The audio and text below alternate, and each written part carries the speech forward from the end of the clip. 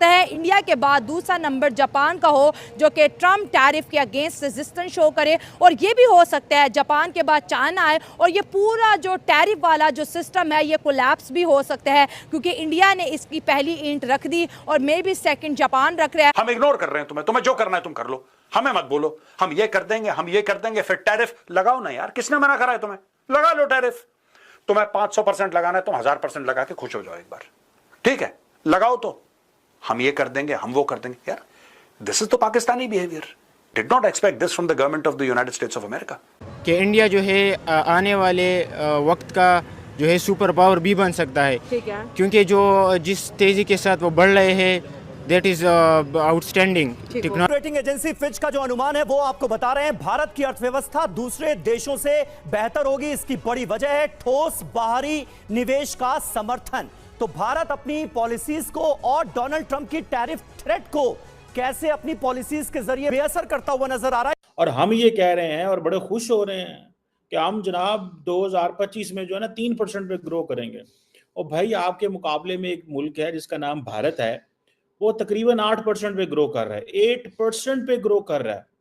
Japan India को सीखते हुए, इंडिया को फॉलो करते हुए आज यूएस को आंखें दिखा रहा है और ट्रेड डील के लिए जाना था लेकिन वो विजिट कैंसिल हो गया। और दुनिया भर के आर्टिकल्स इसके ऊपर लिखे जा रहे हैं कि जापान ने यूएस का जो विजिट है वो अपना कैंसिल कर दिया। आप उनकी कोई भी कॉन्फ्रेंस देखें या उनका कोई भी इजलास देखें या किसी जगह पे वो मीटिंग कर रहे हो, तो आपने उनके चेहरे को गौर से देखना है। बड़े ही पुरइत्मीनान नज़र आते हैं, क्योंकि जिस इंसान ने काम किया हो ना, जो इंसान गरीबों के लिए खड़ा हो, जिसने गरीबों का साथ दिया हो, तो वो इंसान टेंशन नहीं लेता। बड़ी खबर ये भी है कि जापान इंडिया के अंदर बड़ी इन्वेस्टमेंट करने जा रहा है, क्योंकि उसको लगता है कि अगर अमेरिकन कंपनीज इंडिया के अंदर इन्वेस्टमेंट करे, बड़ा मुनाफा कमा सकती है, तो जापान पीछे क्यों रहे। वो पता है क्या पैगाम लेके बैठे हुए हैं? विकसित Bharat, which means making India a developed nation by 2047। यहाँ पे क्या होता है, यहाँ पे 10 साल मंसूबे आते हैं, 15 साल 20 साल आते हैं, हुकूमत उड़ा देते हैं। वो कहते हैं जनाब ये हुआ क्या। इस मुल्क में जो वज़ीर-ए-आज़म आए हैं ना, 20-20 साल बैठे रहे हैं, 25-25 साल उन्होंने गवर्नमेंट की है। कोई फौजी आके बैठ गया 10-10 साल उसने जान नहीं छोड़ी। चलो बैठो, 10 साल बैठो, 20 साल बैठो, 25 साल बैठो, सारी जिंदगी वज़ीर-ए-आज़म बन के बैठे रहो हमारे ऊपर, और भाई हमें को फायदा तो दो। दोस्तों, पीएम मोदी जापान के 2 दिवसीय दौरे पर हैं। इस दौरान उन्होंने टोक्यो में Bharat Japan joint economy forum की बैठक को संबोधित किया।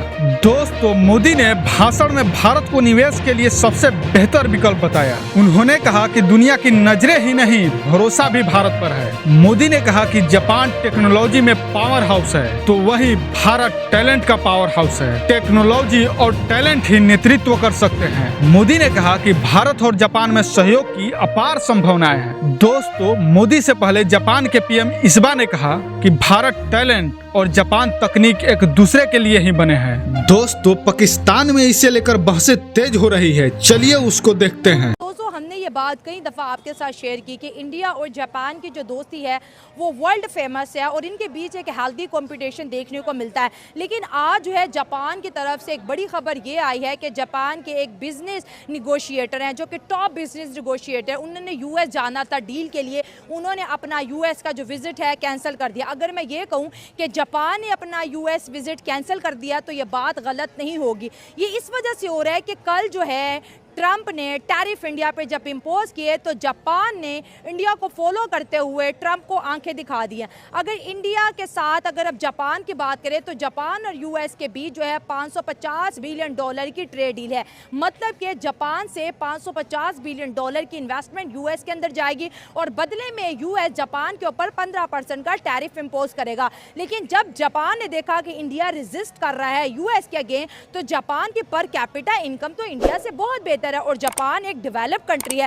जापान इंडिया को सीखते हुए, इंडिया को फॉलो करते हुए आज यूएस को आंखें दिखा रहा है और ट्रेड डील के लिए जाना था लेकिन वो विजिट कैंसिल हो गया। और दुनिया भर के आर्टिकल्स इसके ऊपर लिखे जा रहे हैं कि जापान ने यूएस का जो विजिट है वो अपना कैंसिल कर दिया। ये पॉज नहीं हुआ जनाब, कैंसिल हुआ। और हो सकता है इंडिया के बाद दूसरा नंबर जापान का हो जो कि ट्रम्प टैरिफ के अगेंस्ट रेजिस्टेंस शो करे, और ये भी हो सकता है जापान के बाद चाइना आए और ये पूरा जो टैरिफ वाला जो सिस्टम है ये कोलैप्स भी हो सकता है। है, क्योंकि इंडिया ने इसकी पहली ईंट रख दी और मे भी सेकंड जापान रख रहा है। और बड़ी खबर ये भी है कि जापान इंडिया के अंदर बड़ी इन्वेस्टमेंट करने जा रहा है, क्योंकि उसको लगता है कि अगर अमेरिकन कंपनीज इंडिया के अंदर इन्वेस्टमेंट करे, बड़ा मुनाफा कमा सकती है, तो जापान पीछे क्यों रहे। अगर पाकिस्तान के कोई प्राइम मिनिस्टर पाकिस्तान को G7 का मेंबर बनाएंगे तो मैं उसका भी फैन बन जाऊंगा।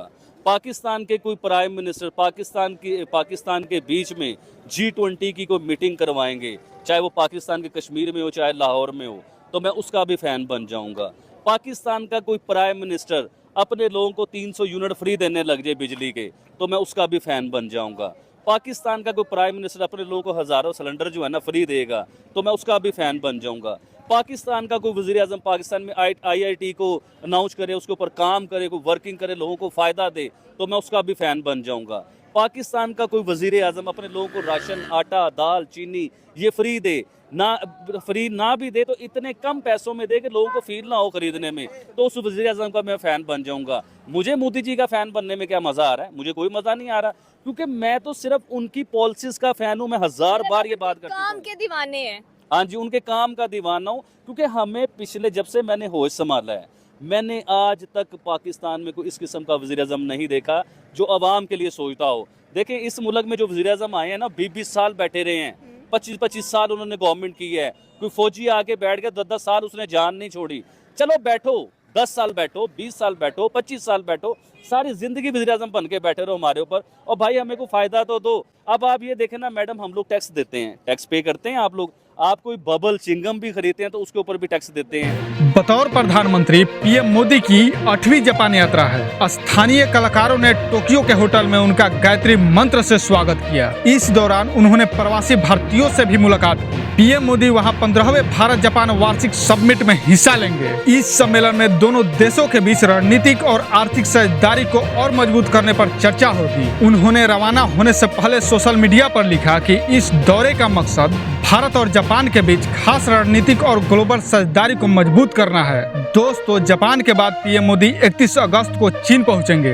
दोस्तों, पीएम मोदी जापानी लोगों और उसकी कंपनियों से परिचित है। इस दौरे में व्यापार और कारोबार पर ध्यान देना एक बहुत ही सकारात्मक कदम है। जापानी कंपनियों के लिए मौजूदा समय में बाजार की स्थिति काफी चुनौतीपूर्ण है। यहाँ टैरिफ बढ़ी है और जापान का अपना घरेलू व्यापार भी सिकुड़ रहा है। ऐसे में भारत में उत्पादन करके वैश्विक बाजार में सामान बेचना जापानी कंपनियों के लिए एक बड़ा अवसर हो सकता है। खास तौर पर ऑटोमोबाइल सेक्टर में अभी और बहुत कुछ किया जा सकता है। इसके अलावा भारत में बड़ी संख्या में बेहतर इंजीनियर्स उपलब्ध हैं, जिसका फायदा उठाकर जापानी कंपनियां सेमीकंडक्टर और हाईटेक उद्योग में अपनी स्थिति मजबूत कर सकती है। भारत की यह ताकत जापानी कंपनियों को ऊंचाइयों तक ले जा सकता है।